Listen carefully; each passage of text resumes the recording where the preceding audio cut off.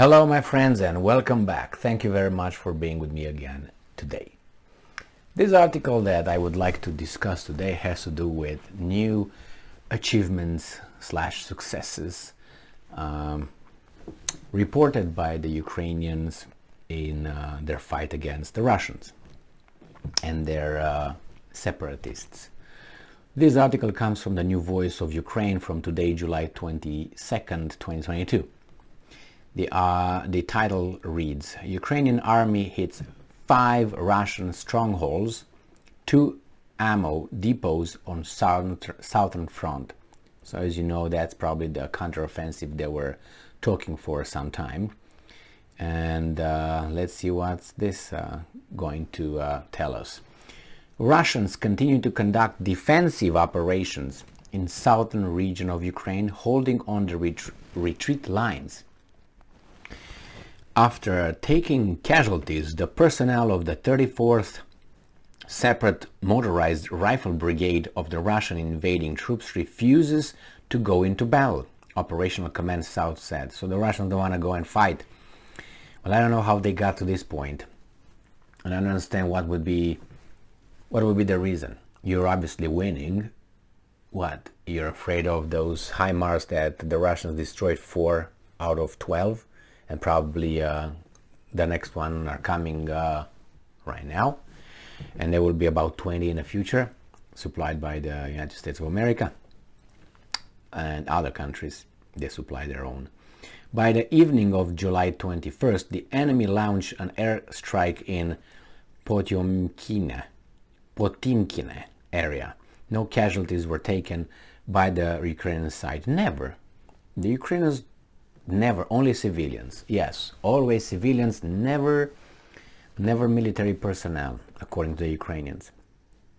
Ukrainian air forces carried out 8 strikes on hostile positions and reserves during the day. Oh, they already know. Okay. Bombers and ground attack aircraft carried out 5 strikes, destroying 5 strongholds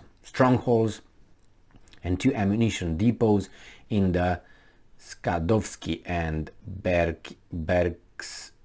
Berislavsky district of Kherson Oblast, and the concentration of enemy troops defended in Mykolaiv Oblast. In total, cannon and rocket artillery units of the armed forces of Ukraine completed more than 230 fire missions, destroying 35 people. Were there any civilians there? No. Okay. MSTA-S self-propelled howitzer, 2 reconnaissance unarmed aerial vehicles, 3 armored vehicles, and 8 what is that? Automobiles. Okay, thank you very much. So they killed what? They had more than 230 fire missions, which is a lot. Well, that means 230 shots, destroying 35 people. A self-propelled MSTA-S howitzer, 2 reconnaissance unarmed aerial vehicles, 3 armored vehicles, and 8 automobiles. Okay, well, good for these guys. But the Russians are running away, but not running away, because they said they are on defensive, but they didn't run away, but they refused to fight. I don't know. As I said, I give it another week and a half now that I predicted about, not predicted, I said that in 2 weeks maximum this thing will be decided over there in the southern front. It's decided in a way that the Russians are going back, they were going to be pushed back, or the Ukrainians are going to be pushed back. There's no other way. The front will not stabilize unless the Russians don't want to go further. If the Russians want to go further, in case they're winning, obviously they will go, but I don't see how far they would go, because I don't think Odessa is on the map of Russia to be attacked. Maybe it's just going to be kept to a distance like this and prevented from, having any meaningful military and strategic importance over there. As I said, I don't think that Russia will go into Odessa. I give it 5%, not even. What's the point? Go over there and do what? Get some Ukrainians in your country?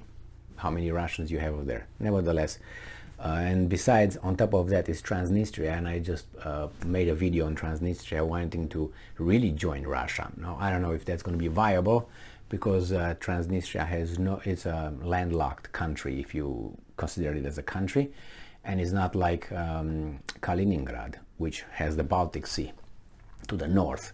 Even if you're surrounded, around by other countries, Poland and Lithuania and blah blah blah, in north you have free access. So the Russians, if they really want to provide you with anything, they can provide you going, through the sea.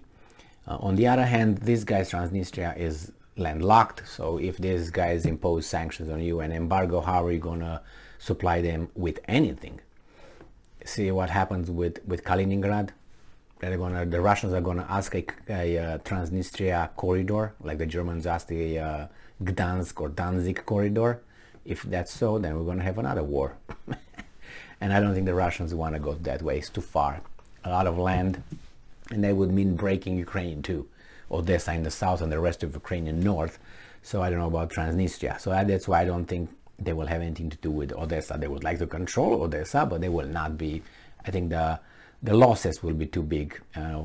Cost benefit, no, I don't think it's worth it. And maybe they even can't. I don't know. That's a possibility as well. So I said, now 2 weeks ago, it was a few days ago, I think between a week and a week and a half, we're going to find out what happened in the south Ukraine with this offensive coming from the Ukrainians. I don't think it's going to be an offensive. I don't think they have the capability.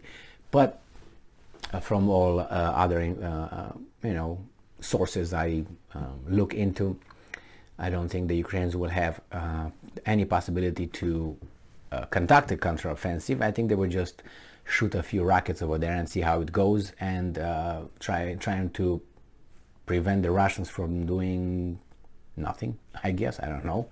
I can't predict what the Russians want to do there. Just either finish their advancement and that's it, by the river.